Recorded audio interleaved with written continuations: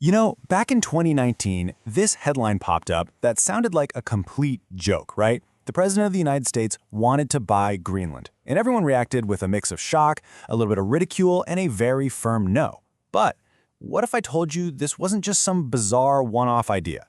What if it was actually the latest move in a geopolitical chess game for the Arctic that's been going on for over a century? Okay, let's get into it. Yeah, that's the first question that comes to mind, isn't it? It sounds totally impossible, maybe even a little absurd. But to really understand what's happening now, you have to look back. Because the idea of putting a price tag on the world's largest island, it has a surprisingly long and very serious history in Washington.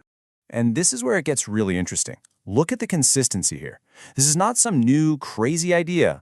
The interest goes all the way back to 1867 with the very same Secretary of State who bought Alaska. Then boom, it pops up again in 1910 with proposals to trade islands.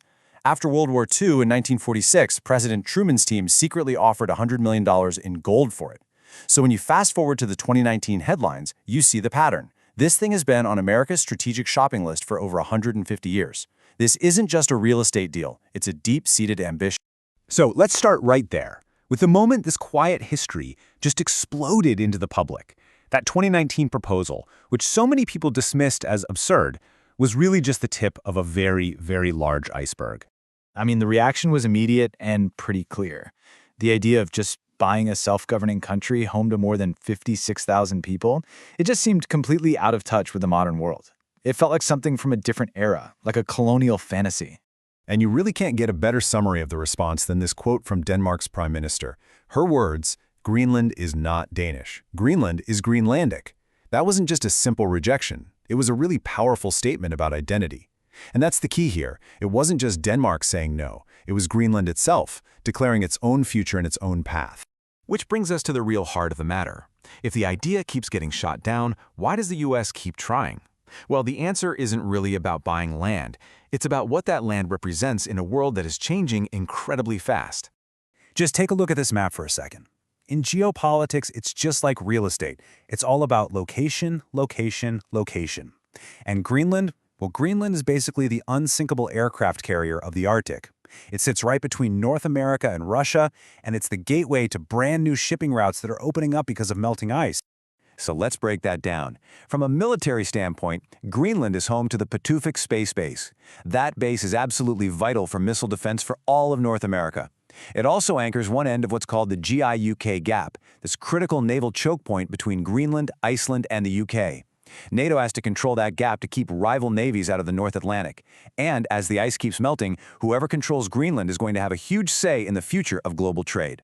But the value isn't just strategic. It's also about what's buried underneath all that ice. We're talking about huge, untapped reserves of the exact materials that we need for the green energy transition and for modern defense.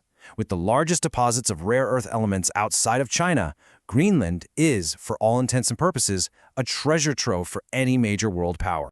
So when you combine that critical location with all of that resource wealth, what do you get? Well, you get competition. The US is definitely not the only player in this game. The Arctic is heating up, literally and figuratively, and it's turning into the stage for a new great power rivalry. This chart lays it all out pretty clearly. You've got three main players with very different goals. The US is focused on security, basically trying to counter its rivals.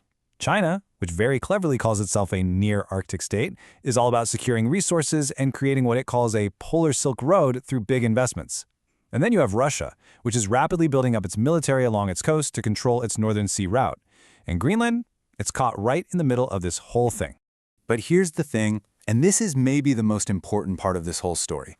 It is a huge mistake to see Greenland as just a passive prize to be won.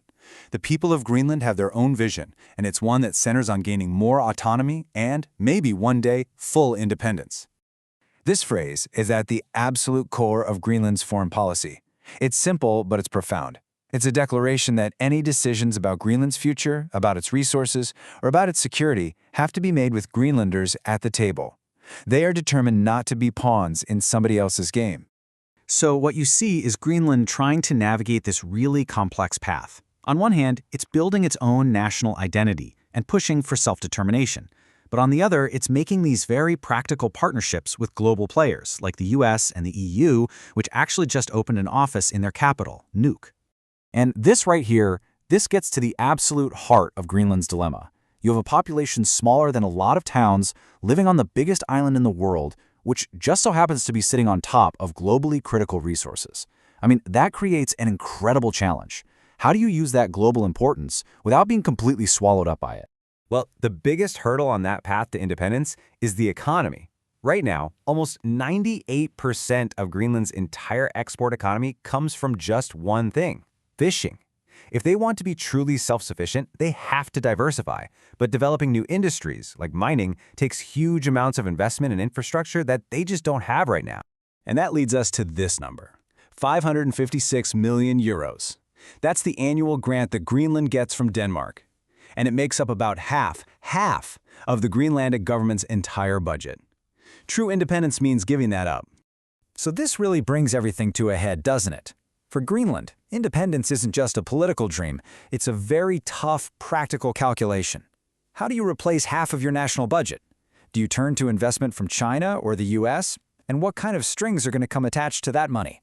So, in the end, Greenland is standing at a massive crossroads. Will it become a fully independent nation, a strategic US territory, or will it become a global battleground for competing powers? The choice is monumental, and the only thing we know for sure is that the future of this giant island is going to have a huge impact on the rest of the world.